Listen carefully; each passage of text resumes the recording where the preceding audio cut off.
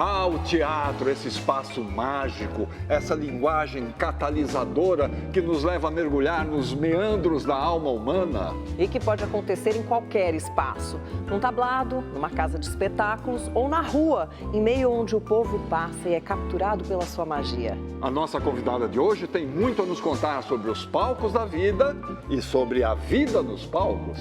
Ela é Teuda Bara.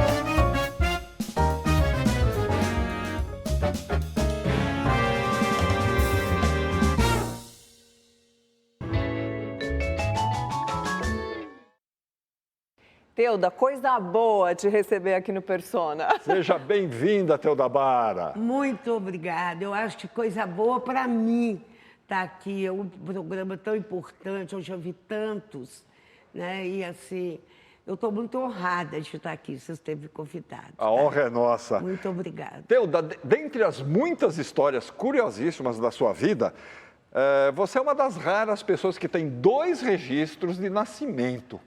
Como é que isso aconteceu? Loucura de pai e mãe, né, gente? Porque quando eu nasci, era uma época que os pais não registravam as crianças. Falavam, a gente nem sabe se vai vingar, vai registrar, não sei o quê, não sei o quê. E aí o governo, para obrigar eles a registrar, colocou um juiz dentro das maternidades e nascia, o pai era obrigado a registrar. Então, minha mãe tá para lá, trabalho de parto, tudo tinha acabado de ter parto, aquelas coisas. E o juiz, eles lá chamaram o papai para registrar. E o papai falou, vai chamar Sônia Maria Magalhães Fernandes. Porque dizem que ele tinha uma namorada que chamava Sônia. Teve, né? Quando ele foi ver a mamãe, ele falou, eu já registrei a menina, eu botei ela com o nome de Sônia Maria, que é a mamãe. De jeito nenhum, eu já tenho um nome para ela vai chamar Teuda Magalhães, porque é o nome da irmã de caridade que estava lá, que ela fez uma amizade com ela vai chamar Teuda. Aí, ela teve o segundo filho, ela teve meu irmão. E aí ela foi, quando ela foi lá registrar, ela falou, quero registrar também o nome da minha filha, Teuda Magalhães Fernandes. Aí o moço falou, olhou a data e falou assim, ah, não, essa daí a senhora vai ter que pagar uma multa, porque passou tempo demais, tem que fazer eu pagar uma multa. Era uma multa muito cara, a mamãe não tinha dinheiro. Ele falou, como é que eu faço? Ele falou, a gente pode mudar a data. Quer dizer, eu nasci dia 1º de janeiro.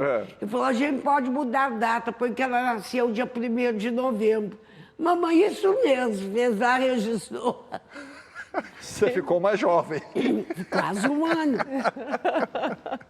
Bom, Teuda, você costuma dizer que desde criança foi uma menina um tanto rebelde, né? Não gostava muito aí de ir à escola, nem das convenções sociais. Você era uma ovelhinha negra na família? Eu era uma criança livre, tá entendendo? Eu gostava, eu não gostava. Eu, por exemplo, eu fugi, mamãe conta que a gente morava lá na Savassi e que desde pequena, eu fugia de casa. Eu fugia de casa e ia arrancando a roupa, eles achavam, a blusinha dela aqui, não sei o quê. Eu fugia de casa. Entrava nas casas dos outros, conversava com as pessoas. Era assim, entendendo? Gostava de ser assim. Tem uma história que você inventou que era muito pobre e foi sem sapato para a escola. Foi. Conta pra gente. Porque naquela época eu queria comprar um sapato bonitinho para mim. Não, eles compraram um sapato que na época chamava sapato tanque. Ele era todo fechadão de homem, assim, com cadarço. Um calor, um peso, um incômodo, sabe? E além disso, tinha 2 laços de fita aqui da cabeça que tinha que ir. E eu detestava tanto o sapato como os laços de fita. Aí eles me arrumavam, vai para aula. Naquele tempo que não tinha especial, você ia para aula a pé e tal. Eu ia para aula e eu arranjei um lugar lá no caminho que eu tirava o sapato e os laços de fita, enfiava lá e deixava. Chegava descalço e sem fita. Aí eles falaram que eu ia. Mas por que você vem descalça? Aí eu falei, porque eu sou muito pobre. meu pai não tem dinheiro para comprar sapato, fita para mim, não. Ah, porque que a professora faz? Faz uma lista para dentro lá da escola, lá dos... para comprar sapato e lenço para mim. Uma vaquinha. Fita. E aí... mandou o dinheiro pro papai. Nossa. Eu cheguei lá na maior felicidade, falei, papai, ganhei dinheiro. Papai, olha aqui que a professora deu para eu comprar sapato e fita. Não sei o quê. Mas eu levei uma surra. Imagina. E papai, no dia seguinte, foi comigo de sapato, de fita, foi lá me entregar, devolveu o dinheiro. Falou, essa menina me dá muito trabalho, ela tem essas manias. Mas foi por causa de coisas desse tipo que a sua mãe resolveu te internar num internato de freiras? Ela me internou no internato de freira porque eu já estava moça, nascendo seio, já tinha seio, tá entendendo? E morava num lugar que ela não queria que eu morasse, que já tinha rapaz me olhando, e essa coisa toda, ela ficou bem invocada com isso. E aí ela falou, não, isso vai me dar problema. Um dia também ela me achou no espelho, passando maquiagem, assim, e chorando. Já era uma coisa de teatro.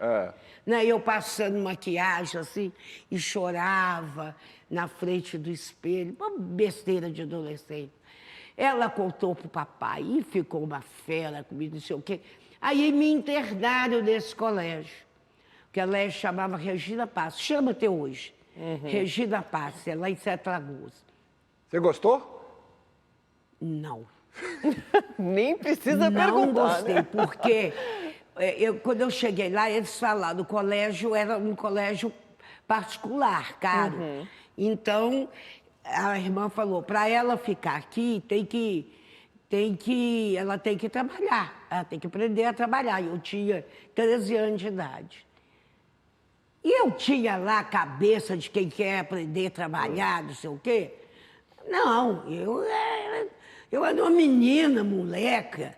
Eu gostava era de correr, jogar queimada, subir em árvore, sabe? Eu era solta mesmo. Sim.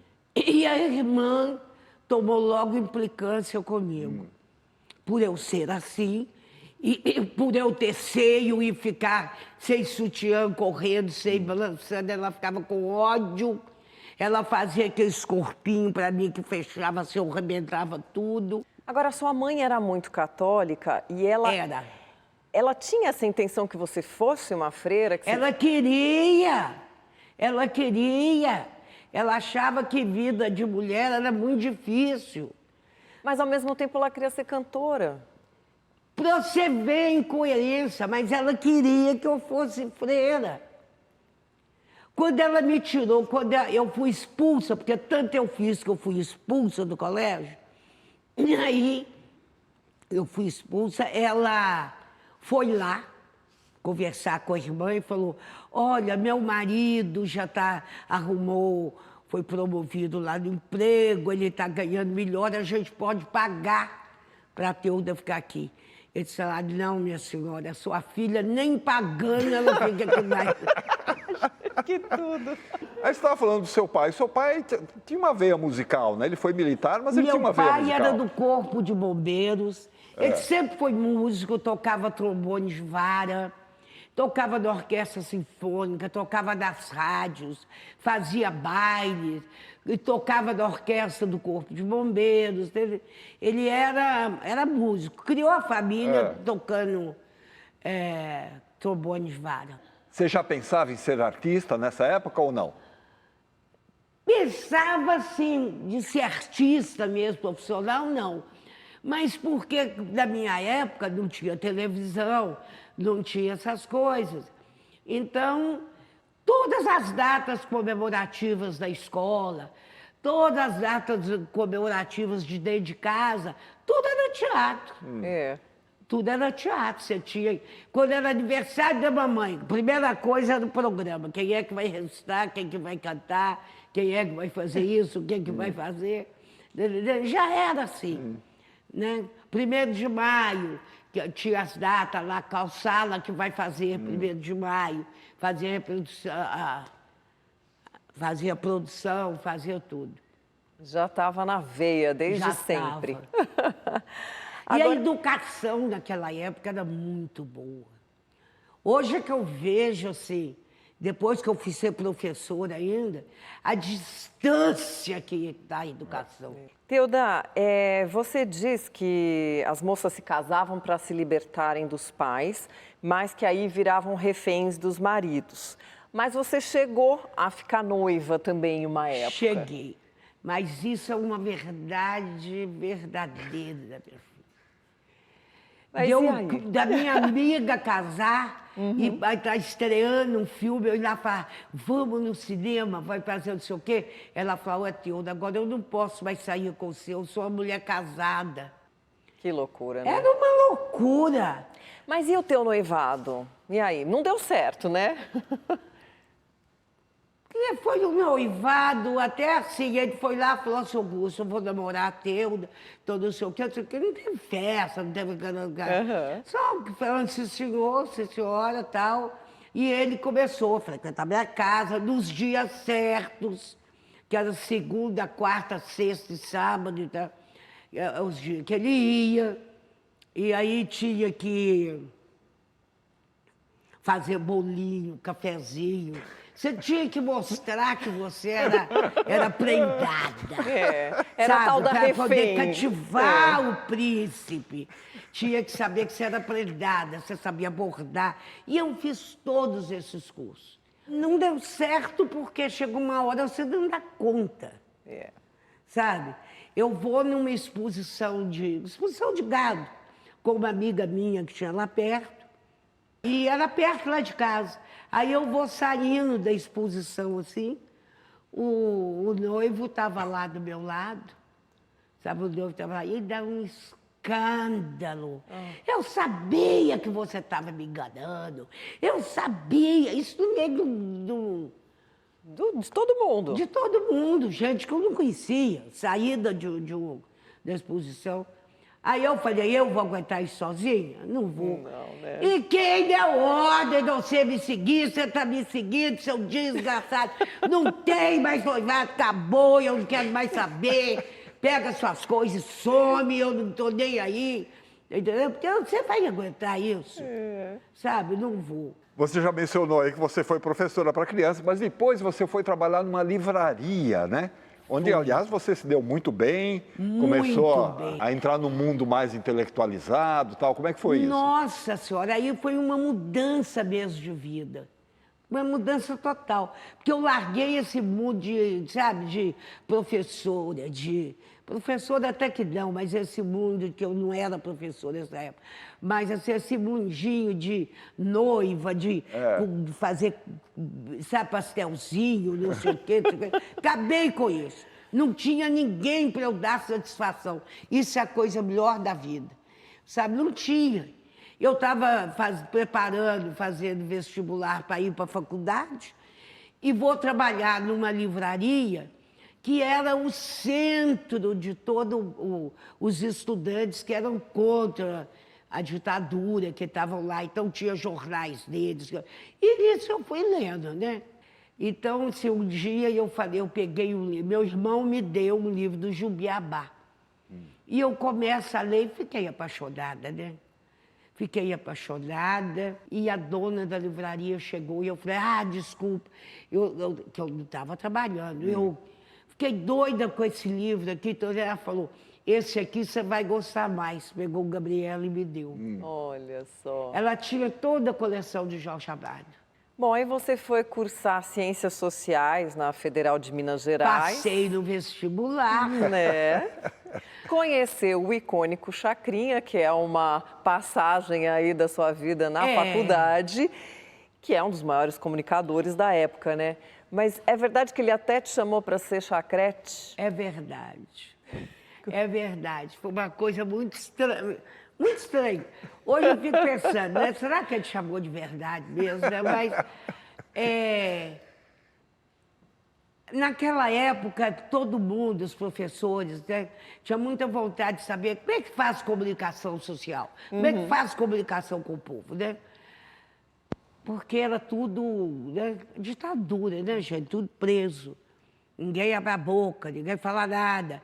E aí eles falaram, não, o Chacrinha. Então os professores de psicologia social reuniram, fizeram um convite para o Chacrinha ir lá fazer uma palestra sobre comunicação social. Lá vai o Chacrinha.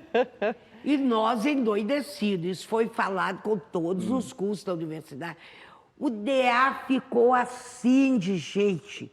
Eu fiquei com a cara no palco assim, ó. E chega o Chacrinha de Abelardo Barbosa, de terno, mas a gravata era amarela de poazinho vermelho, entendeu? Ele chega e aí ele começa a falar e os professores que tinham convidado começam com aquelas perguntas científicas difíceis para ele responder. E o que é isso? O que você acha que é isso? O que você acha que esse autor quis falar com isso? O quê? De repente, Chacrinha falou, olha, deixa eu falar uma coisa com vocês. Vocês convidaram a pessoa errada. Não sei nada do que vocês estão falando, nunca li esses livros, nunca falei desses autores, não sei nada. Eu não faço comunicação social assim. Vocês querem saber como é que eu faço? Eles falaram, uai, queremos, pode fazer. Ele foi lá para a beirada do palco. Quem é homem aí, levanta a mão. Vai todo mundo, estudante, né? Quem é mulher aí, levanta a mão. As mulheres, Aí eu falo, os homens, canta comigo. Eu queria ser um bicho pra comer você todinha. As mulheres, come eu, pai, come eu, pai. E os homens, gente, foi a melhor coisa que ele podia ter feito. Aí depois, ele levou a gente para um bar que chamava Veia Poética. Aí uma hora ele bateu na minha perna assim, e falou assim, ô moço, você não quer ser chacrete comigo, não? Lá para você ser minha chacrete. Eu falei, Chacrinha? Eu sou gorda. Ele falou, mas minha filha, meu programa é de classe C. Eles gostam de mulher gorda, mulher coxuda. Ai, meu Deus. Eu falei, Chacrinha, mas eu sou comunista, Chacrinha. Comunista demais para ser chacrete, Pra ser né? chacrete. Muito bom. Bom, um dia apareceu na sua vida um convite para fazer alguma coisa no teatro, né? E aí nós temos o depoimento de duas pessoas que falam sobre isso e sobre a sua importância como inspiradora das novas gerações. Olha só. Conheci a maluca da Teuda sentada ali na hora do recreio, na faculdade de filosofia. Então ela saía para o recreio e ficava fumando maconha, dando risada. Eu estava ensaiando na época, falar baixo não grito, convidei a Teuda para dar o ponto para a atriz, que era a Vilma Henriques.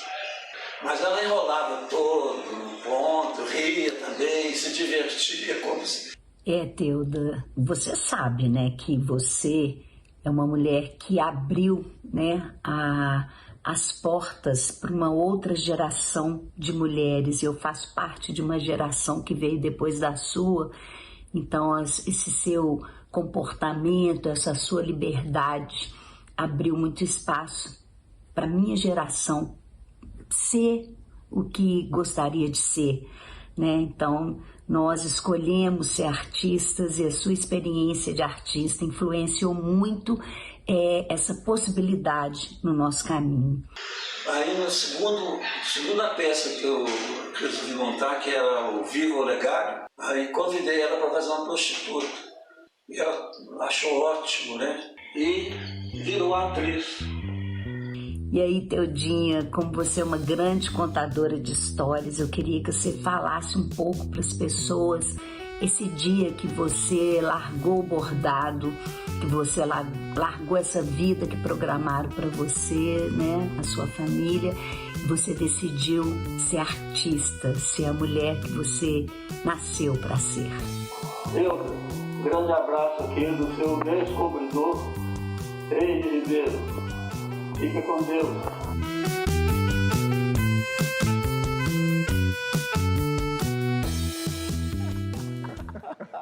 Eu não sei de onde que eu tô com essa peruca. Olha, Eu não sei, mas foi muito legal conhecer o Eide. Ele foi a pessoa que me descobriu pro teatro. Os atores lá improvisando e eu assim... encantada. Improvisando não, representando, e eu com a boca aberta assim. Aí, de repente, eles faziam assim para eu dar o texto, eu ia... Fiquei um dia de ponto. Aí o Eide falou, você vai para a produção, porque você não dava ponto. Porque o teatro me levava, tá entendendo? O teatro me levava. E a Inês agradece muito a você por abrir esse caminho, né? Pelo abrir esse caminho, né, para as mulheres daquela geração. Eu acho isso muito importante, que tenha aberto caminhos. Eu fico muito orgulhosa disso. E tem que não sei ficar se é mesmo. vaidade minha, mas eu fico muito orgulhosa assim, de isso ter acontecido, porque não foi uma coisa assim, eu pensei, vou fazer isso, não, disso ter acontecido na sequência da minha vida, né? Então, é a partir daí que começa efetivamente, né, o seu envolvimento com o teatro. Que aí você iria se aprofundar mais para frente. Mas a gente vai falar sobre isso no próximo bloco, pode ser? Tá bom, claro. Então a gente volta já com Teuda Bara.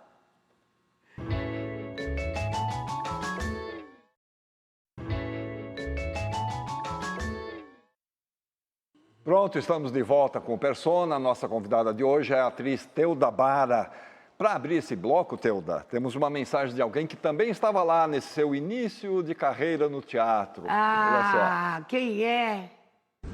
Sempre que eu me lembro da Teuda, a primeira palavra que me vem é alegria. Alegria porque eu nunca me encontrei com a Teuda, que eu me lembre, em que em algum momento a gente não tenha dado uma gargalhada. Essa risada gostosa que é a marca da Teuda.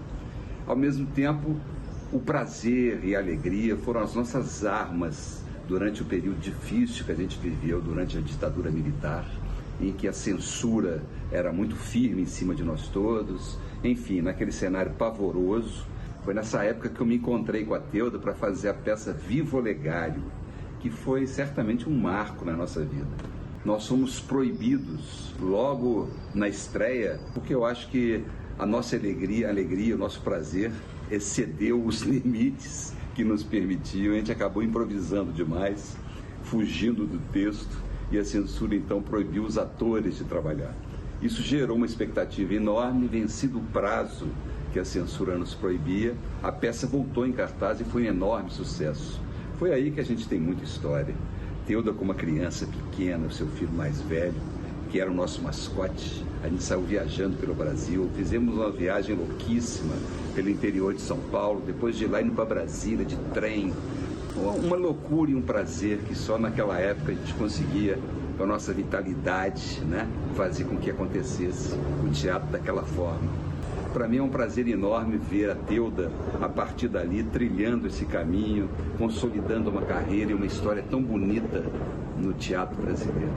Grande beijo para você, Teuda, e uma sonora gargalhada. Beijo, meu amor, beijo. Essa história que ele conta da censura, aí foi uma coisa assim, porque naquela época você tinha que fazer espetáculo com censura, com tudo. Se tivesse uma folha de alface no prato, tinha que ter, para apresentar para censura. Aí, no dia que a gente foi estrear, O Eide falou assim, o Eide que era o diretor, que você conhece. O Eide é mais rebelde do que eu. O Eide falou, vamos falar tudo do jeito que a gente ensaiou? A ator é bicho doido, né? Ela falou, vamos. E fizemos o teatro assim, fizemos com tudo que a gente tinha direito. Pá, pá. Quando acabou o espetáculo, censuraram a peça. Claro, né? E nós com 3 meses de teatro para pagar. Meu Deus. Tá entendendo? Com a casa alugada, sabe? E tirar dinheiro de onde? Tá entendendo? Meu Deus, foi uma agonia. Foi uma guerra, tivemos que ir até Brasília, conversar com o povo lá, pedir, por favor, eles liberarem. Agora, falando em censura, tem uma história sua com o Caetano Veloso, né? De quando ele voltou do exílio, e aí parece que você encasquetou que tinha a missão de recebê-lo. Como é que foi isso? Foi loucura minha. Eu estava tão louca, tão saudosa deles, tão indignada de ter levado eles para lá, sabe? Eu estava tão indignada com aquilo tudo. Quando falou, Caetano está voltando, eu, nossa senhora, eu queria ir no Rio receber ele. Aí eles falaram, não, ele não vai para o Rio, ele vai direto para Salvador. Aí ele só desce do Rio, não sei o quê, e vai para Salvador. E aí eu tive essa mensagem na minha cabeça, que eu não sei de onde que veio assim, vai receber o Caetano. Eu vendi meu guarda-roupa, peguei o dinheiro, pedi para minha cunhada, pedi o dinheiro e fui de carona para Salvador.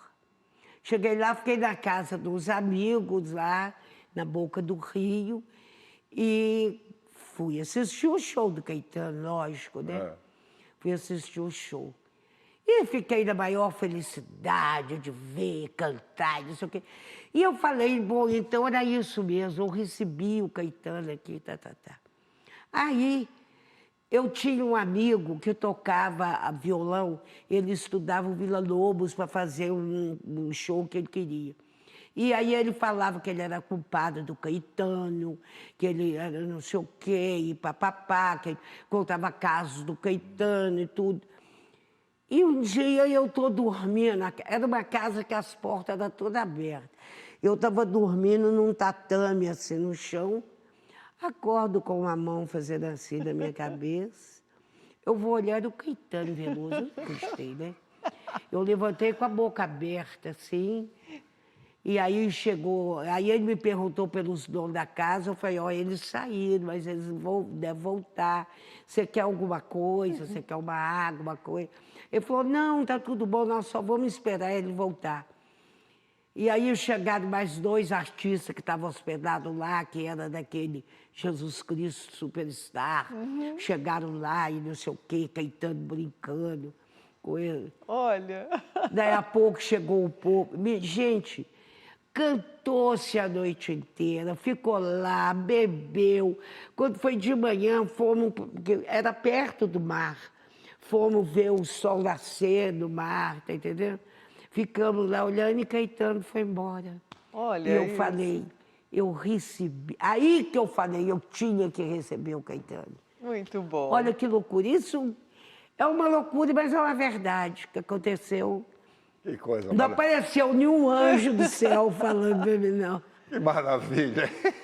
Mas aconteceu. Agora, um dia apareceram lá em Minas Gerais os diretores do Teatro Livre de Munique para ministrar um curso sobre teatro de rua.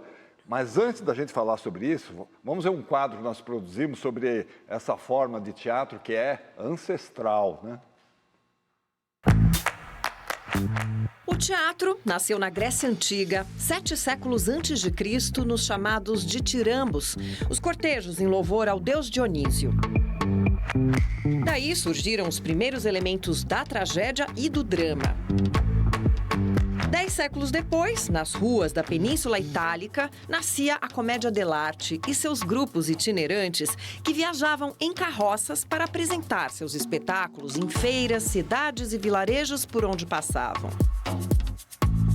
No Brasil, o teatro de rua tem como referências as manifestações populares do Bumba Meu Boi, do maracatu e outros folguedos que se utilizam de algum tipo de teatralidade. Hoje, temos inúmeros grupos teatrais que se dedicam a apresentações nas ruas, como é o caso do Teatro União e Olho Vivo, em São Paulo, do Grupo Tá na Rua, do Rio de Janeiro, e do Grupo Galpão, de Belo Horizonte. Ao som dos tambores! Teuda Bara, nossa convidada de hoje e fundadora do Grupo Galpão, é uma inspirada especialista nessa difícil e apurada arte de fazer rir e chorar a céu aberto. Teuda, você já tinha 40 anos de idade quando isso aconteceu. Como é que foi encarar as piruetas, pernas de pau, coisas que o teatro de rua utiliza muito? Eu tenho esse desafio até hoje, né? Por exemplo, no cabaré, eu não pude fazer nada do que eles fazem. Eles dançam, né? Coisas que meus joelhos já não dão conta. Sabe, o coração já não está dando conta, eu canso, tá entendendo? Então, mas o desafio é muito bom. Falar, se você não é capaz de fazer isso, você fala, eu sou capaz de fazer. Eu vou ser capaz de fazer. E pelo menos você tem que tentar. Né? Você tenta e você vai. Foi maravilhoso. Botar a perna de pau e nós fomos aprender em Diamantina, naquelas ladeiras. Subia na perna de pau, ia lá em cima, caía, levantava. Sabe? A primeira coisa que você aprende quando você vai andar de perna de pau é cair. Eles ensinam você a cair. Você vai cair, você joga uma perna para dentro, dá uma outra, porque você cai de bunda no chão e você levanta, você não cai de cara. Entendeu? Te ensina como a cair. Foi a primeira lição. E os alemães, o George e o Kurt, eles foram muito mais do que um diretor de teatro de rua. Né? Nós montamos a alma boa de Sete Soa. E o curioso é que vocês não entendiam alemão e eles não entendiam português. Nenhuma palavra. Tinha alguém que sabia alguma coisa de inglês e eles iam conversando assim. A gente tinha um livro da Alma Boa de Sete Soa em português e eles tinham um em inglês. E era a mesma edição, a editora, e aí a gente ia seguindo aquela coisa. Fizemos um livro e fomos. Aí eles foram embora e surge a ideia de fundar um grupo teatral que viria a ser o Grupo Galpão. O Grupo Galpão. E aí olha só o que dizem alguns dos seus companheiros fundadores desse grupo. Eu acho que a Teuda tem um percurso extraordinário, assim, uma pessoa que vem da década de 60, assim, que se assume como uma mulher, como um ser humano, como uma pessoa que contestou, né, todos os padrões, né, toda a caretice da época, e é uma das poucas pessoas no mundo, na minha existência, que eu conheço que é absolutamente livre, né? E ela traz isso para o teatro que ela faz. Teuda, quando chegou ao Galpão, já era uma atriz com uma boa experiência de palco, cotejada, né, pelos diretores.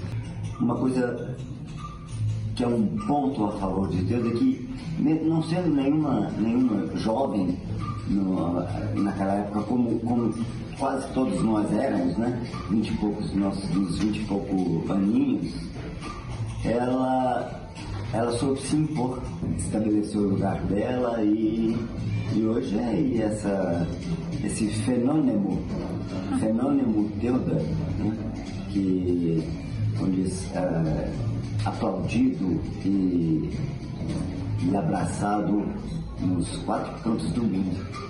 É uma companheira extraordinária, assim, uma pessoa que está sempre junto, né? Uma pessoa assim que está sempre a favor do grupo, do coletivo, né? Que se dá intensamente e com esse profundo senso de liberdade que ela tem, né? E que faz com que ela seja essa mulher extraordinária, assim, que rompeu com todos os limites, com todas as regras, realmente a Teuda é uma pessoa livre. Teuda Bara. Eduardo. Eu sempre achei que eu era Antônio vivo Edson. mesmo. Mas eu fiquei até emocionada agora com isso. Porque é muito incrível, assim, o galpão. O galpão uniu, assim, numa família muito importante, eu acho, sabe? A gente tem que lembrar aqui a Wanda Fernandes, né? É uma amiga incrível, a Wanda.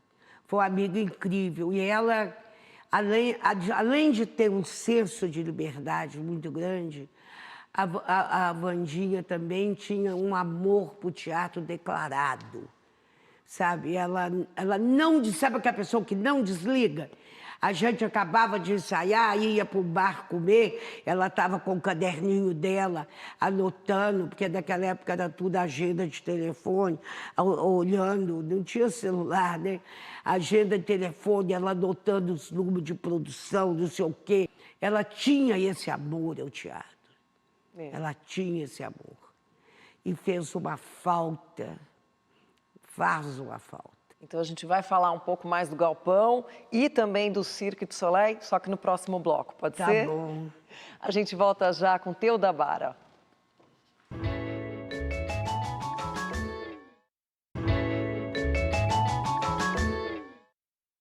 Estamos de volta com Persona, hoje conversando com a Teuda Bara, uma das fundadoras do Grupo Galpão, e é sobre o Grupo Galpão que a gente produziu um quadro, olha só. Companhia teatral fundada em 1982 em Belo Horizonte, Minas Gerais, o Grupo Galpão tem suas raízes no teatro popular e no teatro de rua. Suas montagens se caracterizam pela fusão entre o popular e o erudito, o tradicional e o contemporâneo, numa combinação de apurado rigor técnico e estético e cuidadosa pesquisa, que resultam na abordagem inovadora de suas peças. Nesses mais de 40 anos de existência, a companhia já se apresentou em mais de 100 cidades no Brasil e por quase 2 dezenas de países da América Latina, América do Norte e Europa. Suas montagens somam quase 2 milhões de espectadores, sucesso que atesta o caráter universal dos espetáculos e consagram o Grupo Galpão como uma das mais importantes companhias teatrais brasileiras.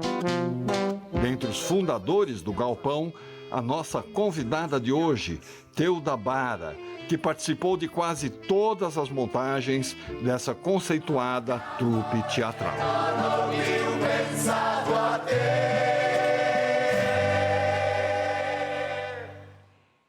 E um dos grandes sucessos do Galpão foi a histórica montagem de Romeu e Julieta, dirigida pelo Gabriel Vilela, né? Foi. Onde entrava, inclusive, a cena da Esmeralda, a perua, veraneio, né? Onde vocês carregavam as tralhas e figurinos e elenco, né?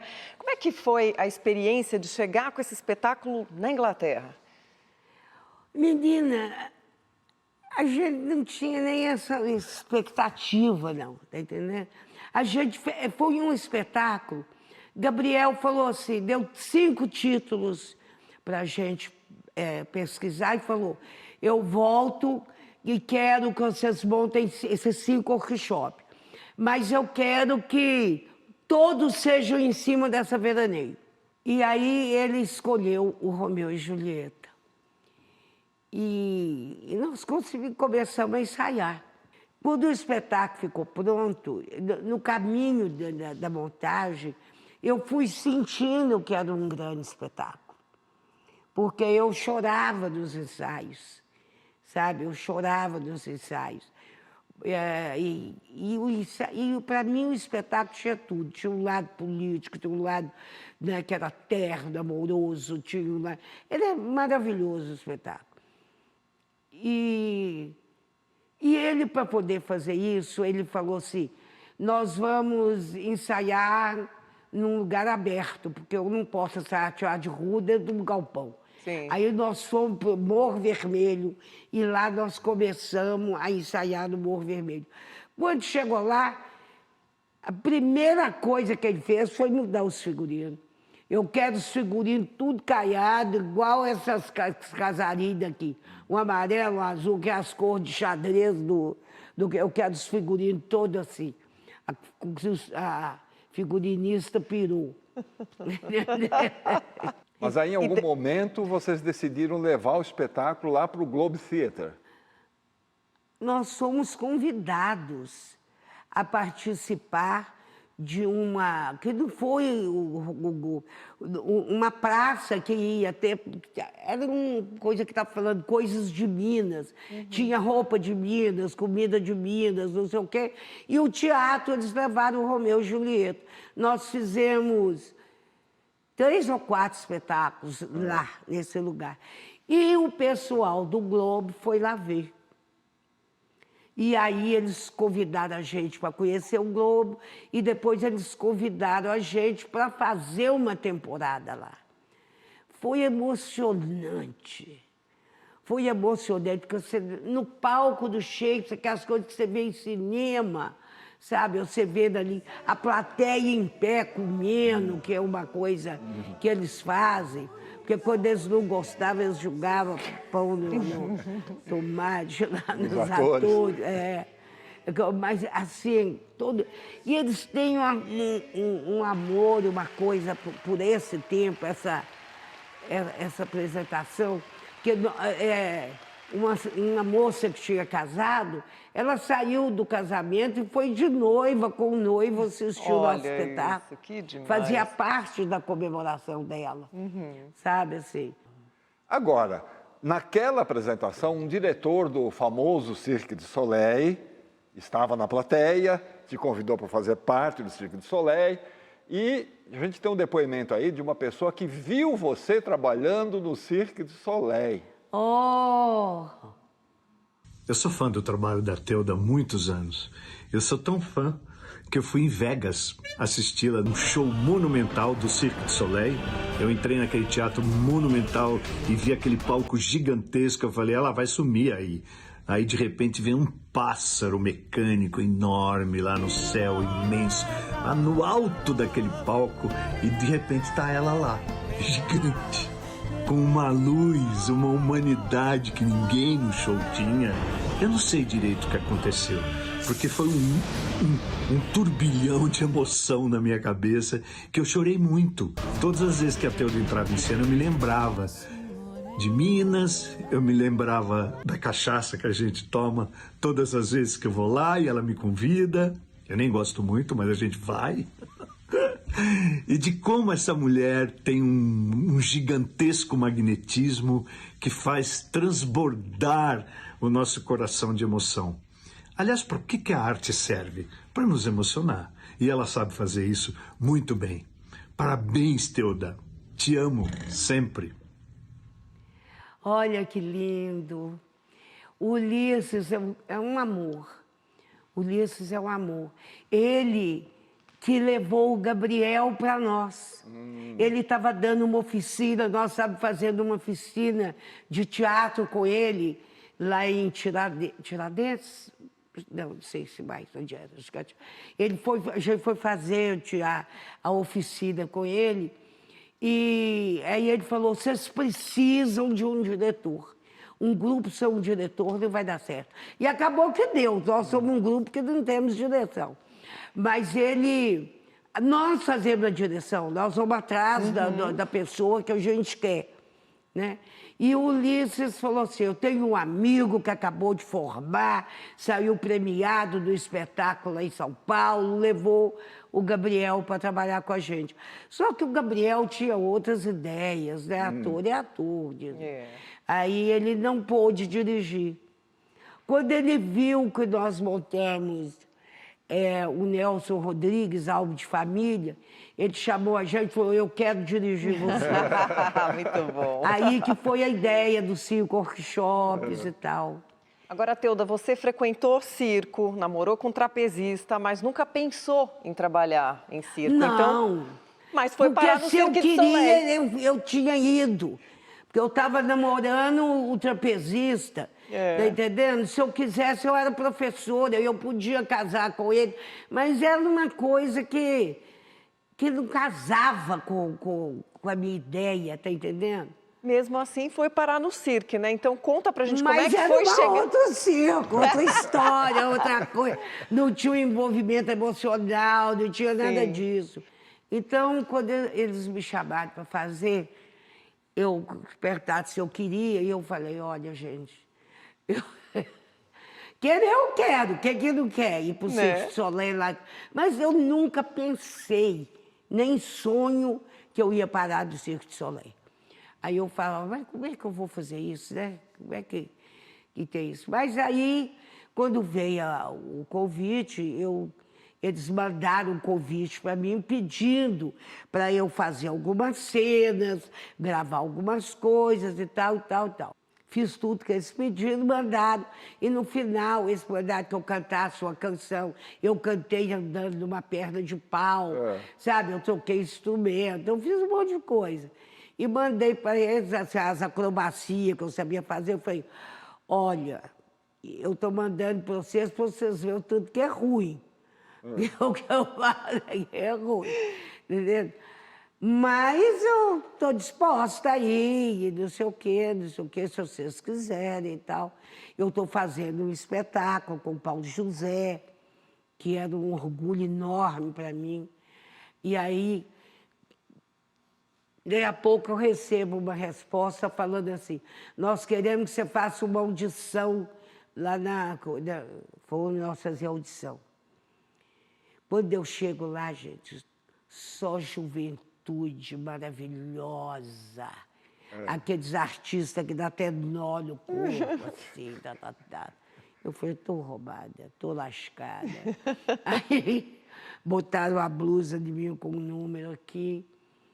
E aí a Code ficava com a varinha no chão, assim, sobe! Eu sentia que dar um pulo no trapézio e aí virar lá em cima de ponta cabeça, segurar com a perna, com uma mão. Eu falei, sobe! Aí na hora que chegou o meu, sobe! Eu falei, não sube. Não sube, não tem jeito. Aí ela, sobe! Eu pulei e fiquei pendurada por uma mão, assim. E não fazia mais nada e pulei pro chão de si. Ela falou, mas você técnica? Eu falei, não faço, não sei, não faço. Aí ela olhou para mim, tinha uma escada daquelas de grampo na parede. Você sobe essa escada? Eu falei, subo. Aí eu subi a escada, subi até depressa demais. Cheguei lá em cima, ela falou, você passa para essa varanda? E eu passei. Ela falou, canta. Eu falei, cantar o quê? Ela falou, qualquer coisa. Aí eu lembrei que eu ia fazer uma ama. Eu peguei meus peitos e fiquei lá. E quando eu olhei, ela estava... Eu falei, acho que vai dar. Muito bom. Aí ela mandou eu descer. Depois ela falou comigo, não pare nada do que você está fazendo, não sei o que eu falei, não passei. Aí gravamos, estreamos com o Paulo José, fizemos a temporada do Rio. Quando acabou a temporada do Rio, eu recebo o contrato para eu assinar, para ir para lá para ensaiar. Que só depois que eu tivesse ensaiado nos aparelhos, que você viu os aparelhos, aquele barco, aquelas coisas, só depois que eu tivesse passado por aquilo é que eu ia assinar o contrato, como ele devia ser. E eu fui. É isso que eu falo com você, eu tenho uma coisa que me desafia. E aí você vai. Falar, eu vou fazer. Você acabou ficando no Cirque du Soleil 4 anos? 4 anos. Foi 4 mesmo, 3 e um pouco. Beleza. Agora, vamos mudar um pouco de assunto? Você eventualmente trabalha também no cinema e na televisão. Na TV você fez Meu Pedacinho de Chão, fez o Toma Lá da Cá. No cinema você fez uns 25 filmes, mais ou menos. Dentre eles, O Palhaço, premiadíssimo. O Palhaço. Você fazia a Cigana, Zaira. Você se adapta bem ao trabalho em estúdio, set de gravação, ou você prefere a coisa do palco mesmo? Palco é uma coisa muito cativante, porque você tem um público ali na sua frente. Mas o cinema, a tela, é muito maravilhoso. Quando depois você vê. Porque na tela, você não tem aquela emoção de contar uma história mesmo. Porque é tudo aos pedacinhos. É tudo aos pedacinhos. E quando você faz, você não sabe o que é que vai sair da tela. Sabe? Você tem um texto que você lê, um texto que você ensaia, um texto que você grava e um texto que vai aparecer na tela. A gente nunca tem essa certeza. Mas eu ficava muito feliz, eu fui muito feliz fazendo cinema. Eu acho maravilhoso. Teuda, mas vamos fechar as mensagens agora que a gente tem para você com um grande diretor e um grande admirador do seu trabalho. Olha só quem é. Teuda Bara, é muito difícil puxar algo dela que não seja superlativo, puxar algo que eu digo ligado ao caráter dela, ligado à personalidade, né? E a exuberância monumental da atriz que sempre foi. Eu já a conheci, né? Dentro de um padrão de teatro praticado em BH e adjacências e tal, mas a Teuda tem um passado direto com o Zé Celso, que deu a ela uma capacidade crítica, uma inteligência cênica muito grande.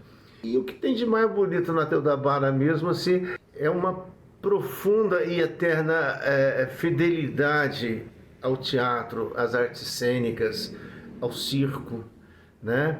A Teuda é uma atriz, talvez, de garantia popular, das mais saudáveis que eu encontrei vida fora. Ela entra em cena, ninguém sabe de mais ninguém. Ela faz a plateia respirar coletivamente, em silêncio. A plateia que eu estou dizendo de espaços públicos. Isso não é pouca coisa. Isso é uma dimensão quase mítica do caráter artístico dessa atriz, que tem dentro dela uma regência de outros tempos, de outras épocas, desde que o teatro se constituiu ali como o Ditirambo. Então fica aqui, Teuda, um super beijo desse que te ama muito. Oh, meu amor, também te amo muito. Eu amo muito. Levou para muito, me levou para o mundo também, né? Sim. Me levou para o mundo. Que bom. Porque o Romeu e Julieta viajou o mundo inteiro. Atualmente, vocês estão apresentando, o Grupo Galpão, né? Está apresentando o espetáculo Cabaré Coragem. Cabaré Coragem. Que você faz justamente a dona do cabaré. Faço a dona do cabaré. Já são quase 30 espetáculos. Brava! Brava! Já são quase 30 espetáculos no Galpão, muitos prêmios. E a gente comentou aí em algum quadro, quase 2 milhões ou mais de 2 milhões de espectadores, palcos, ruas, né, em várias partes do mundo. Para a gente encerrar o programa, você poderia nos mostrar um trecho de uma fala sua no Cabaré Coragem sobre a Mamãe Coragem? Falo. Teuda, a gente quer agradecer a tua presença, que é uma honra. Obrigada por ser essa mulher que quebrou tantas barreiras e deu espaço e inspiração para tanta gente. A potência que você é, a tua alegria, como muitas pessoas disseram aí, essa tua risada gostosa. Obrigada por dividir isso tudo com a gente. Eu que agradeço, gente, tanto carinho, tanta atenção. Muito obrigado, querido. Muito obrigado pela sua presença, Teuda. Ah... Muito obrigado também a todos que acompanharam o nosso programa até agora. Lembrando que quem quiser rever o programa ou indicar o nosso programa, pode acessar o Persona pelo YouTube. A gente fica por aqui, encerra com a Teuda em Mamãe Coragem. Dizem que a guerra acaba com os fracos, mas quem é fraco já está acabado. Se vende de tudo nessa guerra.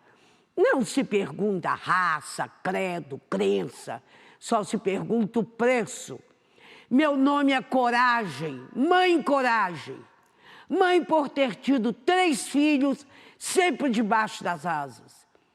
E Coragem porque atravessei um fogo de artilharia com 50 pães na carroça para vender. Tudo dando bolor, não dava para perder. Se vende de um tudo nessa guerra, do pão à ideia. Com o sapato bom e o bucho cheio, até o caminho para a morte fica mais suave. Só uma coisa eu não podia admitir: entregar meus filhos para a guerra. Só coragem, mas morria de medo que a guerra levasse meus filhos. Mas quem engorda as crias com a guerra tem que dar algo em troca. Dito e feito. Música. Roberto.